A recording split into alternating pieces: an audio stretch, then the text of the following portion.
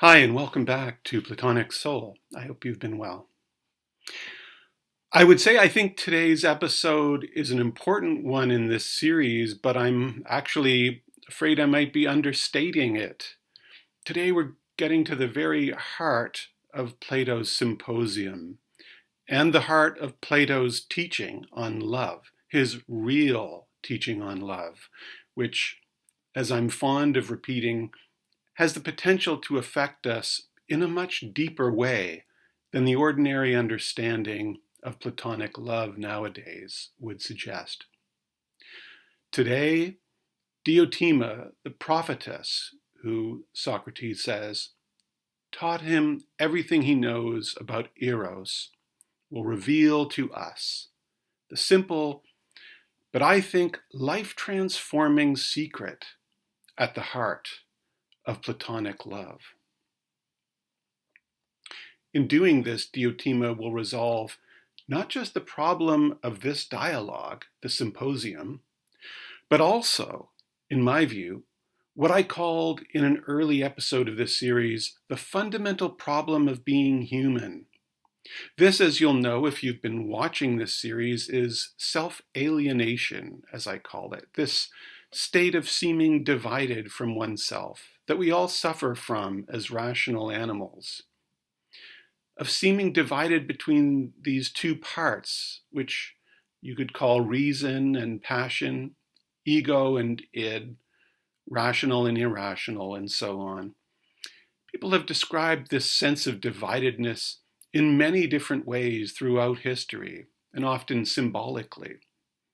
But essentially what we're talking about is a sense of being divided between thinking and feeling.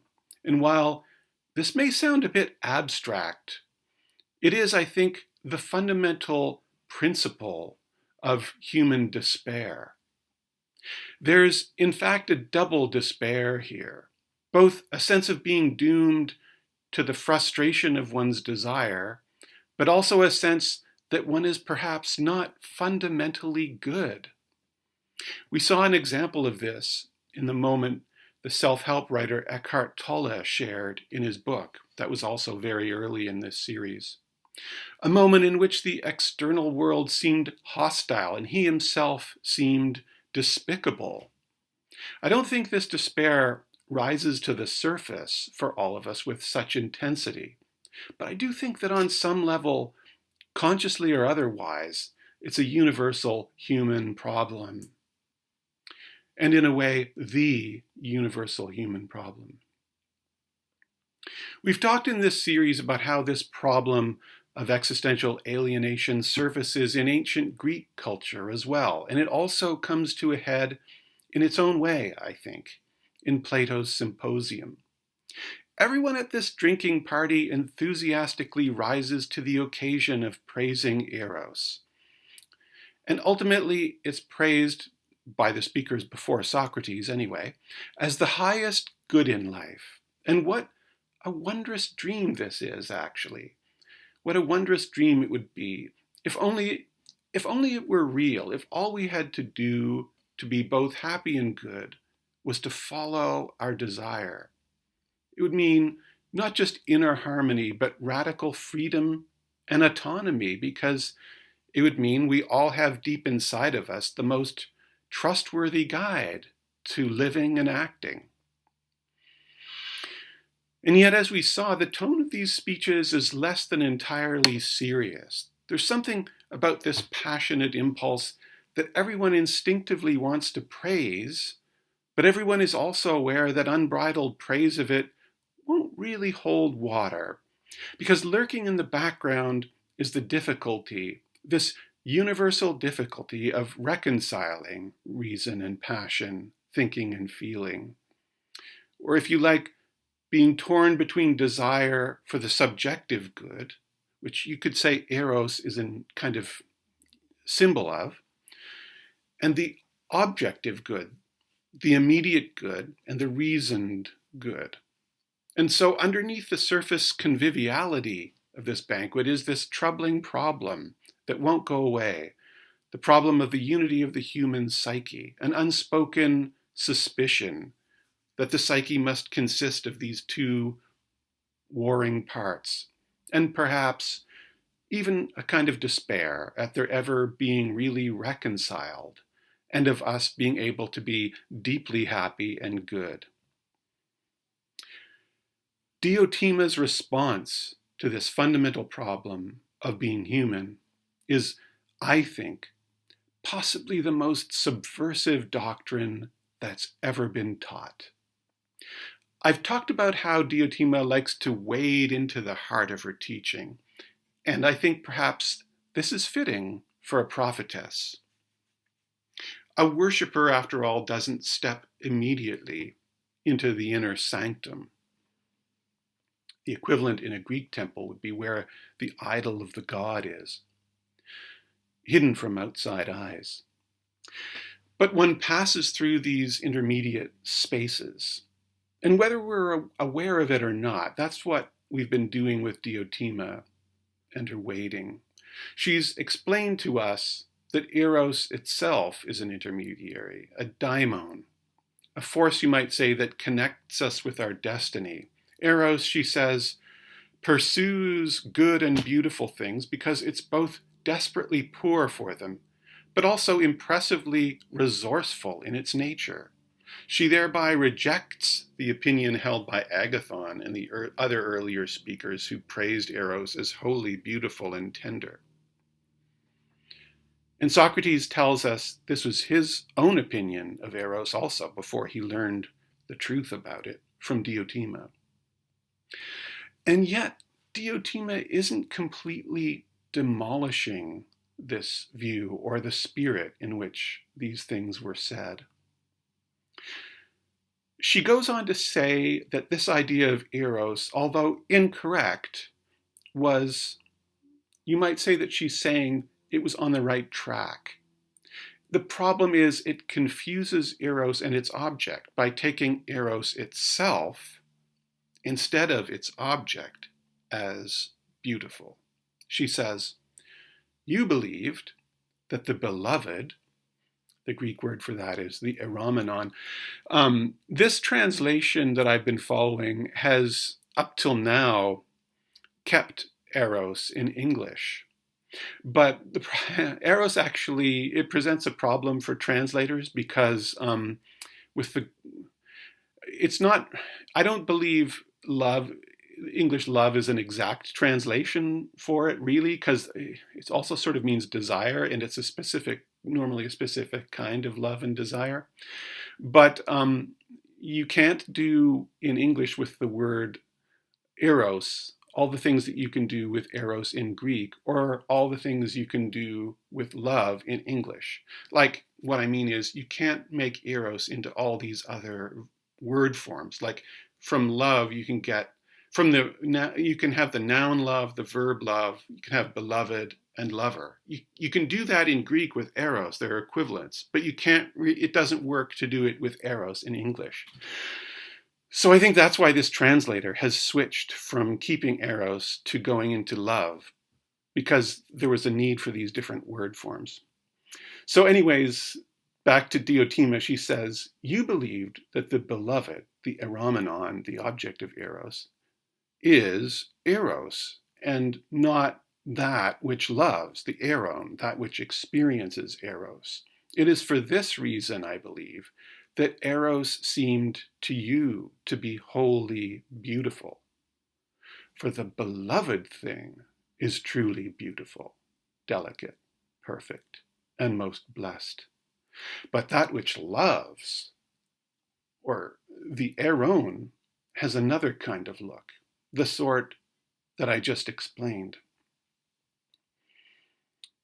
On the verge of desperation, but resourceful. We've spoken earlier about how Diotima seems to be rather mysteriously broadening the scope of eros beyond both how we and the ancient Greeks would conventionally conceive it. She continues to do that now, substituting love of good things for love of beautiful things. She asks Socrates why someone would pursue them, and he says so that that person would be happy.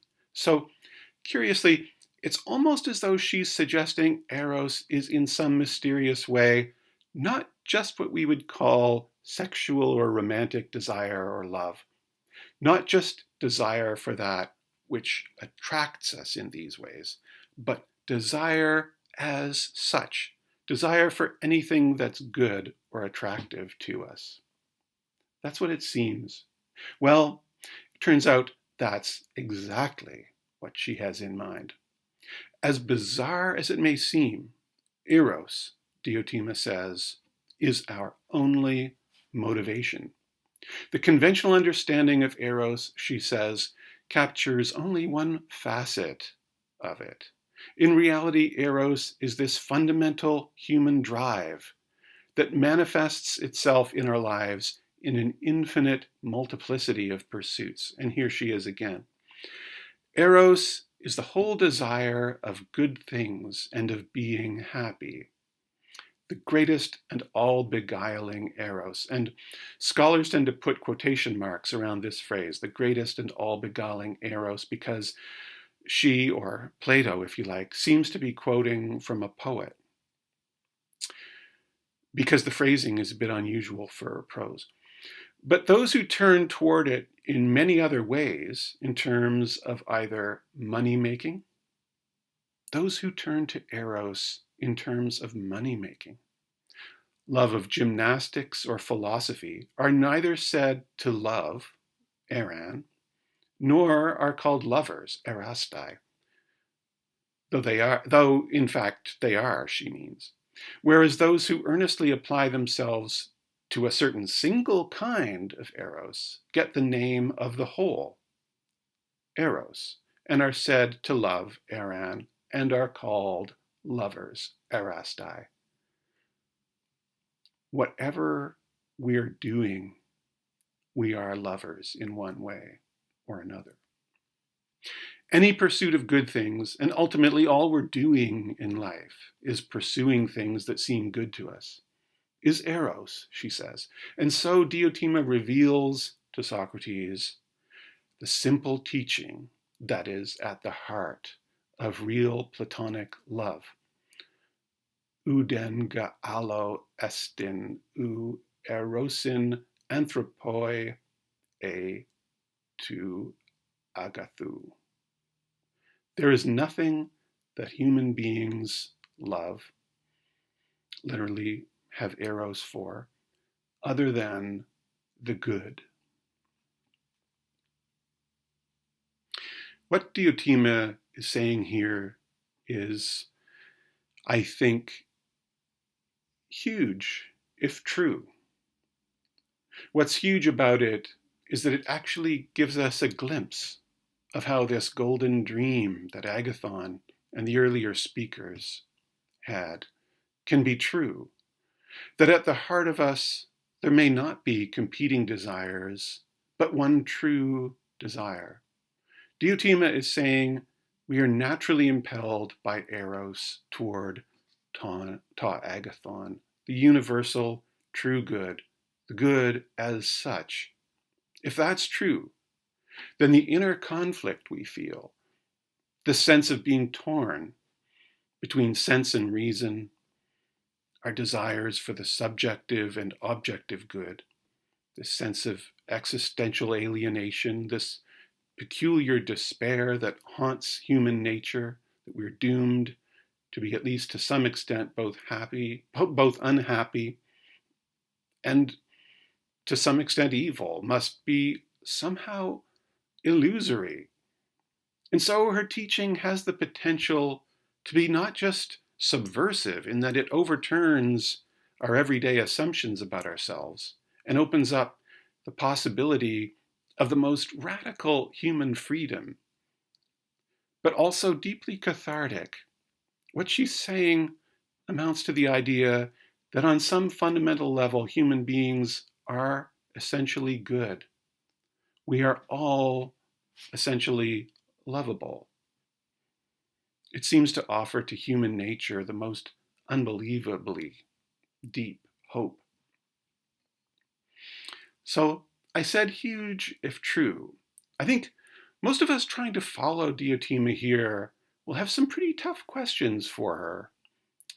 From acknowledging that what humans desire is beautiful or good things, things that seem attractive to us, she's made this leap to concluding that human desire is for ta agathon, the good itself, which to us seems to mean the ethical good, that which is good not just from our own particular standpoints, but universally, goodness. In other words, she seems to have done some logical sleight of hand here, a sly leap from the subjectively good to the objectively good. I mean, it's one thing to say we're all out for good things, but to most of us, that doesn't amount to us all desiring goodness. Isn't she being a bit of a sophist here, deliberately pulling one over on us in her attempt to prove her point? And then the other big objection, of course, is that what she's claiming for human nature here seems absurd. It seems undeniable that human beings, though we may seem to act altruistically sometimes, act to a great extent out of self-interest.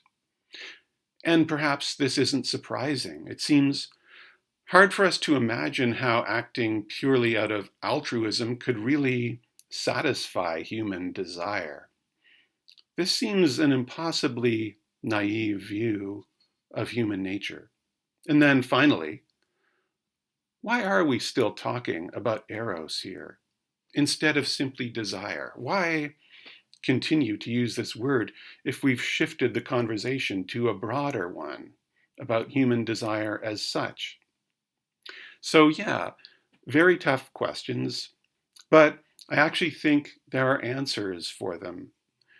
That said, I don't believe those answers are entirely or explicitly found here in the Symposium. I think Plato can be best understood in context. In the context not only of what he's written elsewhere in his other dialogues, but also in the context of all his teachings, written or unwritten. You may remember he had a school, the Academy. There are strong reasons, in my opinion, to think that he didn't commit all his teachings to writing. A lot of ancient philosophers didn't write at all. But we also have, in my opinion, very convincing clues as to what these unwritten teachings were. And so I believe Diotima's seemingly wild claims can be supported, but supporting them will need to take us on a bit of a journey. I think you'll find this journey not just fascinating, you might also find it deeply transformative. And we'll start it in our next episode. Until then, be well, and thanks for watching.